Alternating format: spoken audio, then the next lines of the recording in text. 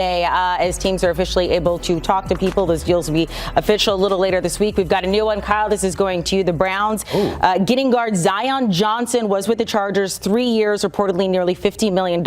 Also, they got Titus Howard last week to try to help that O-line. How much does this help him, or doesn't it? Whoever it is that's under center for this football team, and I'm hoping it's Shedeur Sanders because I can't keep my eyes off the young man when he's playing football.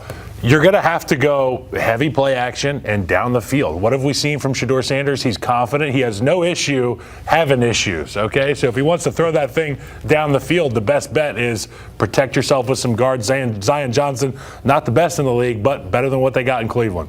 Yeah, and they had 5 new offensive linemen. I mean, they got issues across the board, so they had to get somebody. And is Zion Johnson a good player? He's okay. I don't think he's great, but he's an upgrade from what they had in terms of nobody being there, so it makes sense. And you mentioned Titus Howard. They got better up front. But it doesn't matter if the quarterback play isn't very good. Yeah. And so who's going to be the quarterback? I got a sneaky suspicion, just from talking to people, that Deshaun Watson's going to be involved in that more than Wow. You're taking it seriously. I'll tell you what, though. The Browns have a youth movement there at pretty much all their skill positions, right? Fannin, the tight end. They got Judkins, the running back, right? You obviously Shedeur Sanders. So you got to shore up the offensive line. You have all these young skill players. They got to learn new offense. Shore up the offensive line. Whoever the quarterback is, give him some time to progress. Give him some time to develop, right? And I think it's going to be built around the running game. Get that with the guard position, the center position. I think you can never have enough good players on your football team as well, and that's what free agency is for. The Browns clearly identified a need, said Zion Johnson's our guy, let's go get him, agree to a deal. Sweet, we move on. So for Shedeur Sanders, Deshaun Watson, whoever's going to be the quarterback next year, they got to be happy knowing that, hey, Browns are doing something to try to help us out here. JJ, let's get you weighing in on this. What do we need to know about this deal, or even what Pete said regarding Deshaun Watson? Yeah, we'll get to the quarterbacks in a second. The reason they go after Zion Johnson is because the Cleveland Browns were in the hunt for Tyler Linderbaum. Okay, they wanted Tyler Linderbaum there at center. Remember Ethan Posich, he tore his Achilles late in the season, so they didn't have a center. So they had money for the interior offensive line. Go after Linderbaum, no one could match what the Raiders ultimately did. And so then they pivot to Zion Johnson for this number. Now, an interesting question arises. Is Joel Bitonio going to come back? Is he going to retire? This may signal that there may be no more Bitonio there with the Cleveland Browns. We'll still wait to watch and see what happens there. As far as the quarterback position goes, yes, Deshaun Watson is going to be in the mix. It's my belief that the Cleveland Browns are going to give Shedeur Sanders every opportunity to be QB1. And the guys at the desk who have played, you guys certainly know this, that over OTAs and minicamp and training camp, that if Shedeur Sanders, having been given all these opportunities, does not prove himself worthy of QB1 against Deshaun Watson, then he will not be QB1 under Todd Monken. I'm trying to remember how long it is since we've seen Deshaun Watson play. A couple of years. Yeah. Handful of years. Can you remember, JJ, how long is it now? Yeah, he went out, I think, against the Ravens, right? So it's been about a year and a half. Yeah, okay. a year and a half. Another deal getting done. JJ talked to us about this. Defensive tackle John Franklin Myers to the Titans. 3 years. I'm reading about $63 million. What do we need to know? So John Franklin Myers, defensive tackle, going to defensive lineman, going to the Tennessee Titans. Now, remember, the Titans in this new sort of, with head coach Robert Saleh, with offensive coordinator Brian Daboll, earlier today, they bring Wan'Dale Robinson from wide receiver with the New York Giants over, had worked with Brian Daboll. Now they bring John Franklin Myers, most recently with the Denver Broncos, but before that, who drafted him?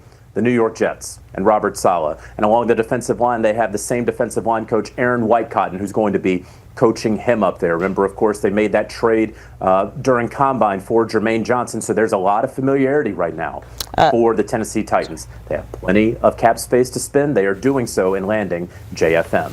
Let's go to Pete. You had him as number 8, I believe, on your free agent list. He can push the pocket. He's a guy, but, you know, and when you go back, and I went and did more research on him and talked to some people about him, one of the things you did notice, as well as he pushes the pocket, when you're playing with Benito and Zach Allen and those guys, they kind of funnel to you. So I think some of his sack numbers were a little inflated, but he can push the pocket. I think this makes all the sense for what JJ talked about. You bring in guys you're familiar with, guys you're comfortable with, but you still got to be able to play, and I think he can still play. I think that's a good signing for the Titans. I apologize. On our website it says 8, but on our graphics it says 7. Well, so we're gonna bump him up a spot there. Anyone else like to weigh in on John Franklin Myers to the Titans? Hey, look, it's good to have as many mismatches as you can on the defensive front, and take this from an offensive lineman. You can ruin a play very, very quickly with guys on the inside of the pocket. Ben, I know you can agree with me there. If I know anything, I know Sean Payton, Vance Joseph are punching air right now. Sean Payton made it a point after the AFC Championship, our team meeting, after the game, saying, hey guys, a lot of you guys are going to have some free agent options, a lot of money thrown your way. He called out John Franklin Myers and basically said, hey, we love you here. We want you to be here. So this is a big hit for the Broncos, but awesome for John Franklin Myers going to Tennessee. They didn't love him enough. Apparently not. Yeah. Okay, we have one more deal coming in. Giants linebacker Tremaine Edmonds, and Logan, I'll start with you here. 3 years, $36 million deals, according to sources. Look, he's a big linebacker. He's played a lot of ball. He's been a go-to guy for a long time. Kyle's going to speak a little bit more on him. Kyle's our resident Chicago Bear. But he's been the center of a defense for a time. You're talking about leadership. You're talking about captain. You're talking about when you bring over a new regime, you know that Harbaugh is going to try to toughen them up, bring some guys in there, right, that played some ball. They got money to spend. Some of these teams, like the Titans, I think the Titans are going to be extremely improved, and the Giants as well. They have some money to spend this free agency to bring in some winners, some leaders. He just had a deep run with the Chicago Bears. Kyle, I know you checked them out. I just think about, when I think about the New York Giants and what their identity is and what their blueprint is, they want to dominate people with their front four on the defensive line.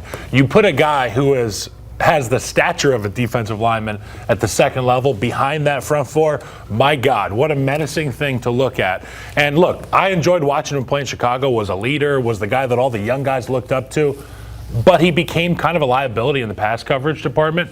You put him in there in the middle, you tell him to kick ass in the run game, the Giants will be more than happy with Tremaine Edmonds. Yeah, and if you look at what Harbaugh has done with that middle linebacker position, Roquan Smith was a big part of what they did on their defense. He wants somebody in the middle of that defense that can call the defenses and be an active player who can willing participant. Correct. But you're right, though. He is a liability in coverage, and the way the game is played nowadays, that can show up, and it showed up for the Bears last year. How do you pair him with Okereke?